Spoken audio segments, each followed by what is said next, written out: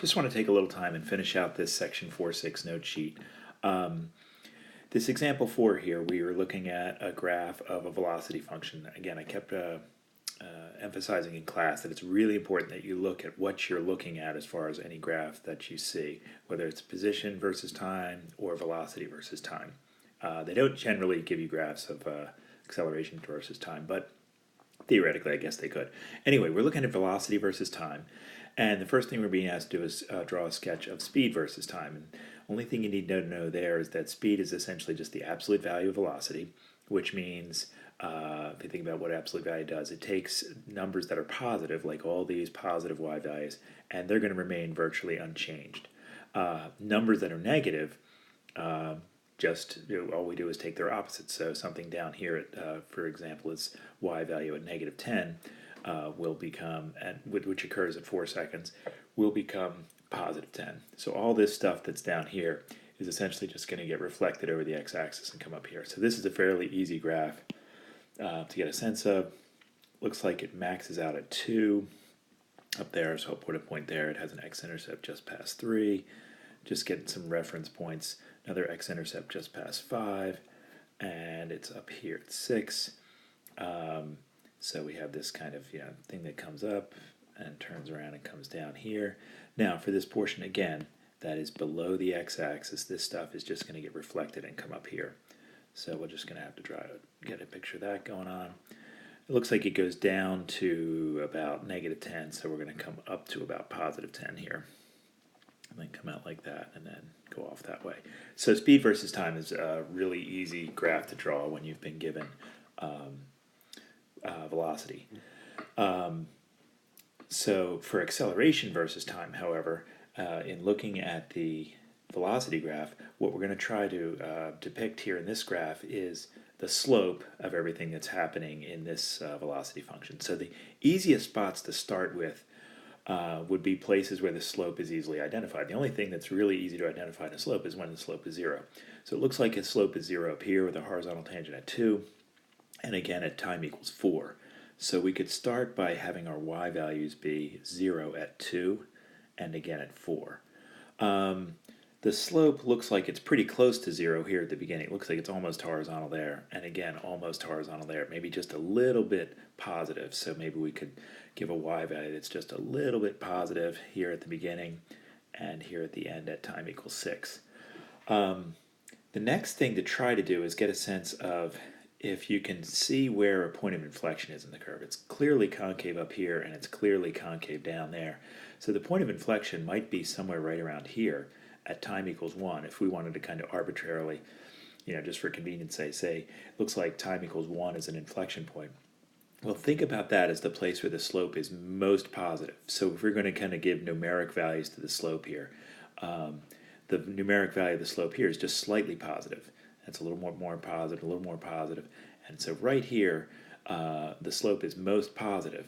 So if we're graphing the slopes over here, at time equals 1, that's where our y value should be the highest.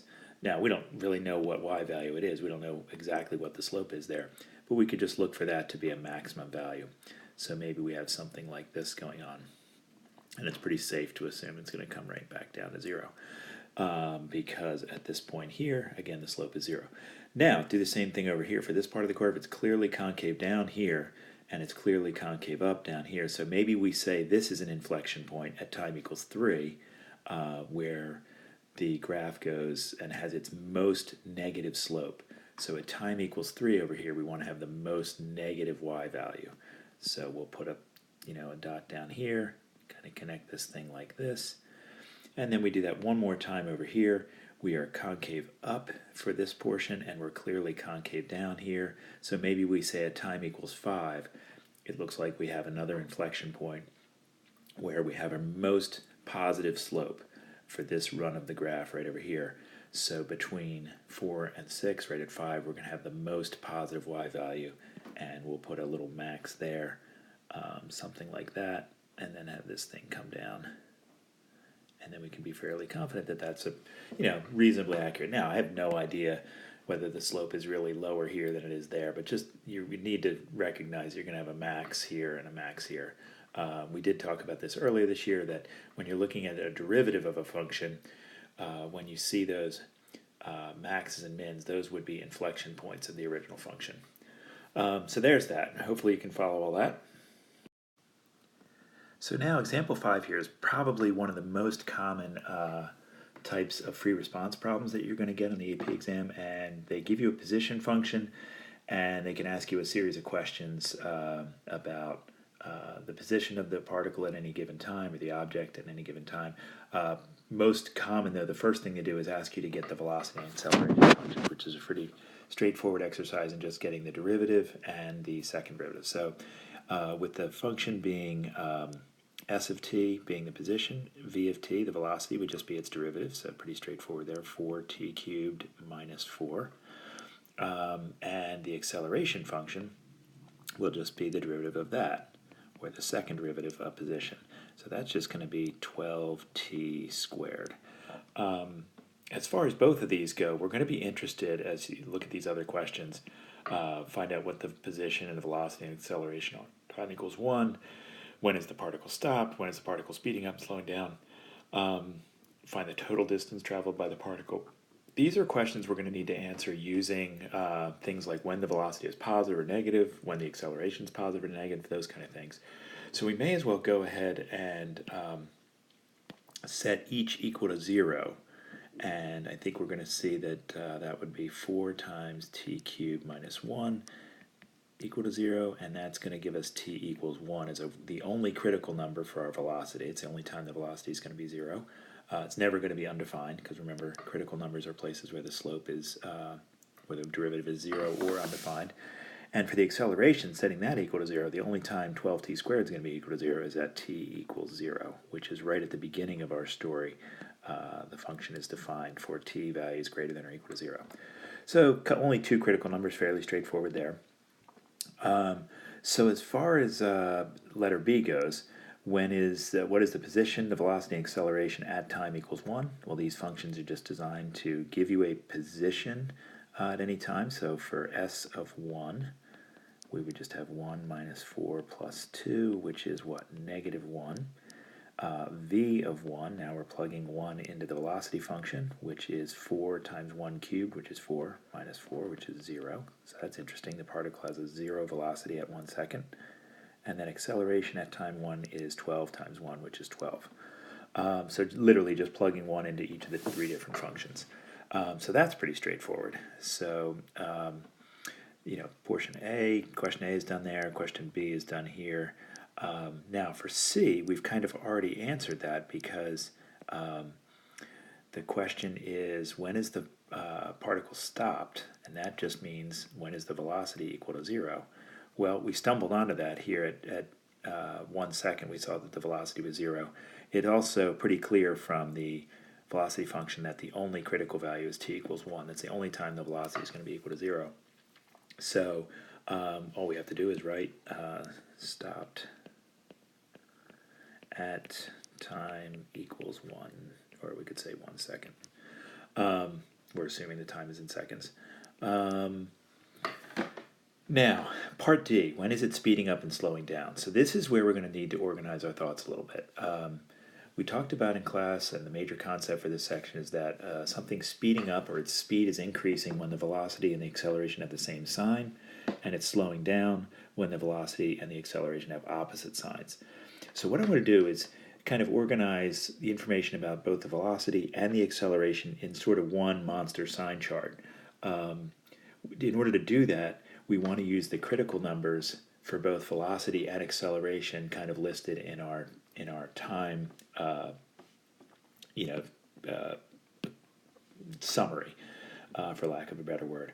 So let's draw a little horizontal line here and say that we've got t equals 0 and we've got t equals 1. Well, it's kind of a little overkill with my line there, because we really only have 2 critical numbers, even though the original function was a 4th degree polynomial. And what we can do is say, okay, let's stress that this is time that we're looking at here. And then for velocity, we can get a sense of what's happening with the velocity, both at the critical value. For example, at t equals 1 for our velocity, we know the velocity is 0. at t equals 0, if you plug 0 into our velocity function, we would have a velocity of -4. But between 0 and 1, we were curious about the sign of the velocity. Okay, well, if you put a number between 0 and 1, like a half in here, I think you realize that that would make a negative factor here that would be multiplied by that 4. So it's going to be negative for that portion. So we would have some negative signs indicating that our velocity is negative there. Once we get bigger than 1, plugging a number bigger than 1 into here is going to make that go positive, and so we're going to be positive from that time out. So our velocity goes from negative to positive. Now what that means is that the particle started by going to the left, and then it stopped, turned around, and went and started going to the right. So now let's take a look at our acceleration. And our acceleration, the only critical number there was 0. And so that was the only value that made the only time value that made the acceleration equal to 0. So I'm going to put a 0 here to indicate at time 0 the acceleration is 0. And then I think it's pretty easy to see, plug in any number into t here, and it's going to get squared, become positive, then get multiplied by 12. So our acceleration is going to be positive the entire time. So I'm just going to put a big series of pluses here to show that our acceleration is positive throughout the whole way. And once we have this information, it's really easy to tell where our particle is speeding up and where it's slowing down. When we have opposite signs for those two, here between 0 and 1 second, we're slowing down, so we can make a little note of that. So we'll say slowing down between 0 and 1, and then speeding up between times 1 to infinity. This would be the speed is increasing, to use a little bit more formal language. AP will use either one of those. I think last year they used, in 2017, they used slowing down and speeding up. I think it's a little bit more clear to say speed is increasing or speed is decreasing. So there you go. That is D. And now the last thing is the total distance traveled by the particle from t equals 0 to t equals 5. So for this, we want to get used to the idea. It's not necessary to do what's called a schematic for this question, but I think it's a pretty cool exercise, and it should also kind of help you make sense, and we're going to be asked to do one for example 6. Really helps you put all the ideas together. So what a schematic is essentially tracking the position of the particle during the critical stages of its movement. So in other words, we want to find out where it is at the initial, at time equals 0.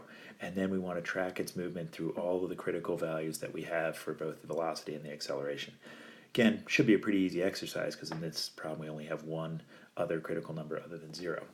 The position of the object at 0, t equals 0, is just going to be 2. If you plug in 0 for t here, you're going to be position of 2. That means if we're looking at a number line, we could say that if we have, let's say this is our origin here at,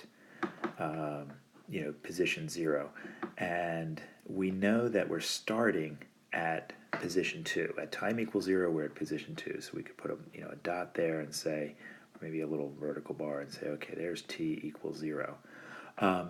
Notice that our initial motion is to the left, because for the first second, with the velocity being negative, that means this object's moving this way. So it'd be kind of cool to say, okay, we know it stops at t equals 1, and we actually already know where the position is at t equals 1 because they asked us that earlier. We've got to get from here to position of -1 in that first second. Now notice also at time equals 1, we stop going left and we start going right. So this particle is going to come here and it's going to turn around and then go back and it start traveling to the right from that point on. So I'm going to show that in my schematic as coming around here and then turning and kind of like stopping right there. And again, this position is -1, and I'll note that it's happening at t equals 1. I can show the direction that our particle is moving by using these little arrows here. And now for the rest of the journey, the particle is moving off to the right.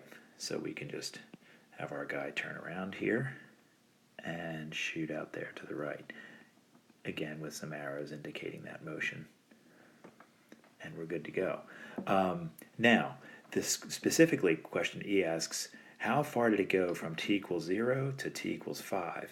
Well, we don't have any information on where the particle is at t equals 5, but we could get that by finding out what s of 5 is. S of 5 is the position after 5 seconds, which would be 5 to the 4th minus 4 times 5 plus 2. 5 to the 4th is 625 minus 20 plus 2. So that, I think, is what, 607? So put a little, indicator here saying this thing, we skipped a whole bunch. And we'll say, here's position 607. And that's where we are at t equals 5. So now it's pretty clear to see how far this object went. In the first second, it went from 2 to negative 1. So it went 3 units to the left. And then it went back. We don't know exactly when it got back to 2. Or we just think of it this way. It went 3 units this way, and then it went from here all the way out to there. So this is from negative 1 to 607. From negative 1 to 607 is 608 units. So it went 3 units to the left and then 608 to the right for a total of 611 units. And that's how far the object traveled in those first 5 seconds. The schematic really helps to clear that up. We're going to have a different way to answer that question by the time we get to the antiderivative and integration portion of this course in the next section. But for now, that's a pretty cool way to do it. Okay, for our last example here, example 6, we're essentially just being asked to do the last part of example 5, which is to draw a schematic to summarize the motion. So that sounds easy, except in order to draw that picture, we needed to use all the information we'd gathered in the first couple of parts. So we're going to get right after it here, and we're going to get the velocity function by taking the derivative of position, getting 3t squared minus 12t plus 9. And then we'll jump and get let's stay with the velocity function and go ahead and realize that to get the critical numbers, we're going to set that equal to 0. We could factor out a 3, get t squared minus 4t plus 3, which conveniently factors to t minus 3 and t minus 1. So we have t equals 1 and 3 are our critical numbers for velocity. And then we can move on and get the acceleration function.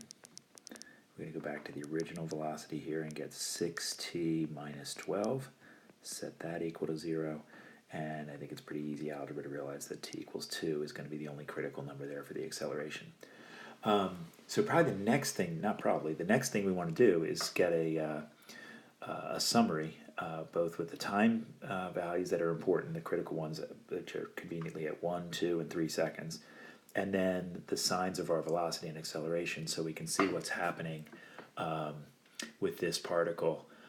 One thing I didn't do in this last one was indicate where it was slowing down and speeding up, so maybe I could kind of go back and toss that in there now.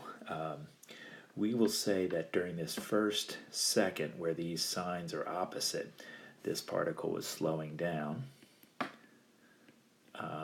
And then after t equals 1, for this portion over here, we could say it's speeding up during this whole portion, which kind of makes sense.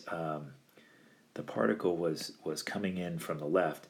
When the story started, it was already going 4 units per second to the left, and it slows down, stops, turns around, and comes back out that way, and it's going to speed off to the end. So let's summarize our information. Let's get a line here for our time values that are important to us. So those time values are what appear to be, let's see, 1, 2, and 3. We already talked about that. We should probably indicate 0 as well, because that's when the story starts. So time equals 0, time equals 1, time equals 2, and time equals 3. And again, I'll put that out here to the side to remind us that that's what we're looking at there. Now, let's check velocity and its signs. during these portions. Now we know the velocity is 0 at 1 and 3, so I'm going to go ahead and put that in there. So for a number between 0 and 1, we're just going to do a quick little sign chart here for velocity. Between 0 and 1, if we're putting a 0, like a 1/2, this factor would be negative and that factor would be negative, which would give us overall a positive value. So we're going to be positive velocity, which means that particle's moving to the right during that first second. We could use a test value of 2 in between 1 and 3 where we have our zeros. We could use a test value of 2. That would make this factor negative still, but this one would flip over and go positive. So we could go positive for all these values of time in between 1 and 3. And then I think it's pretty clear to see that once you get past, ooh, what was I doing? Those are not going to be positive. Those are going to be negative. Let me go back and erase that. I think I can erase it this way. There we go. Come back in here. It was a positive and negative, which makes it negative. So these values are all negative. And then once we get beyond 3, they're going to be all positive. You would have a number, test a number like 4, and both factors here and here are going to be positive. Okay, so it looks like our particle starts moving to the right, stops, turns around, and moves to the left for a while the velocity is negative, then it stops, turns around, and moves to the right. So let's summarize acceleration now. We're going to flip over to the blue, and for acceleration, the only critical number is 2, so we can test a value between 0 and 2, and see, let's use a test value of 1. If you put a 1 in here, 6 times 1 minus 12 is negative. So we're going to be negative to the left. We are 0 at 2, and then we're going to be positive to the right of 2, because our acceleration will be positive for all values greater than 2. So it's pretty easy to see where this thing is speeding up and slowing down. It would be speeding up during the times where the velocity and the acceleration have the same sign. So it's speeding up to the left here, and then it's going to be slowing down.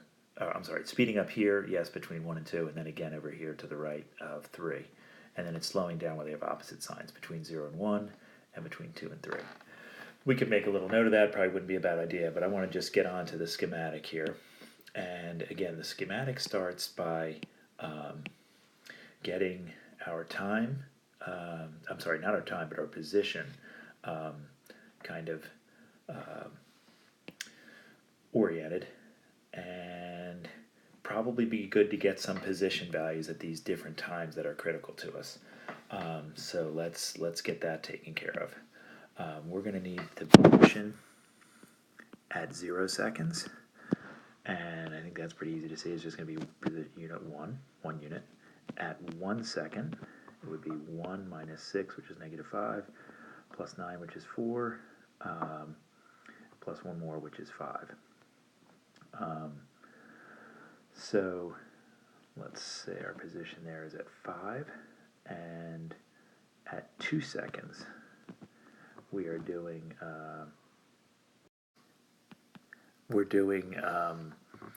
2 cubed minus 6 times 2 cubed, so that's 8 minus 24, which is negative 16, plus 18, which is 2, plus 1 more, which is 3. Just did that. Careful with that arithmetic. Probably want to write that out, but that's going to do it. And then at time equals 3, you get 27 minus 54 is negative 27, plus another 27 is back to 0, and then plus 1 is 1. So those are our positions that are going to be important in this story. So I could make the origin here and have position 1, 2, 3, 4, and 5. And again, it's important to realize that these are positions as opposed to our sign chart that we looked at, up here, where those were times that were occurring, and this is a time that's occurring up here. But when we're down here, these are positions. We had a position of 0, negative 1, 2, 607. So we're going to track the position of the object. So we know at time equals 0, we're at 1, so we can say the journey starts here, and the object is moving to the right until time equals 1, when we know the position gets all the way out to position 5. So we're going to be moving to the right here, and it's going to go in the first second, it's going to get all the way over to 5, at which time it's going to turn around at 1 second. So I'm going to put a little marker here that that's time equals 1, that we were moving to the right that whole time. And I should probably go back and make sure that I indicate that this is time equals 0 there. Now, for the next couple of seconds, from time equals 1 to time equals 3, where velocity is negative, so we're moving back this way. At time equals 3, I'm going to get back to position 1, so it's going to get back to here. Meanwhile, at position, at 2 seconds, we're going to be at position 3. So I can just kind of plow right through here, turn this guy around, and take him back to here, where that is time equals 3, with our motion going this way. And since we have the information that at time equals 2, we're at position 3, I could go ahead and put a little t equals 2 there.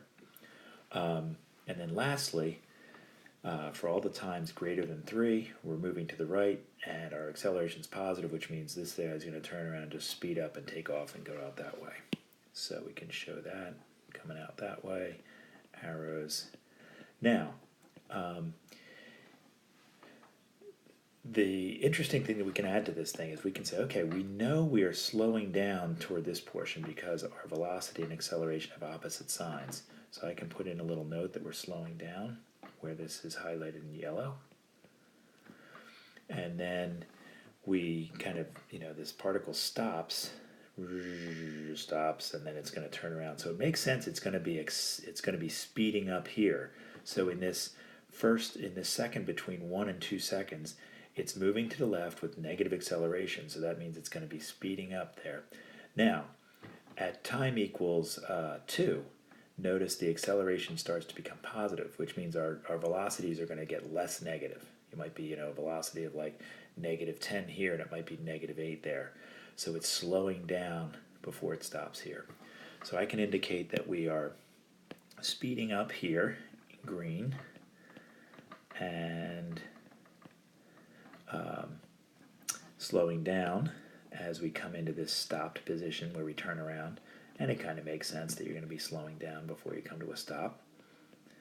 And then for the rest of that journey, as he turns around, it goes beyond 3 seconds. Not only is it moving to the right, but with positive velocity, so it's speeding up again. So that's a good example. The numbers worked out great in that example.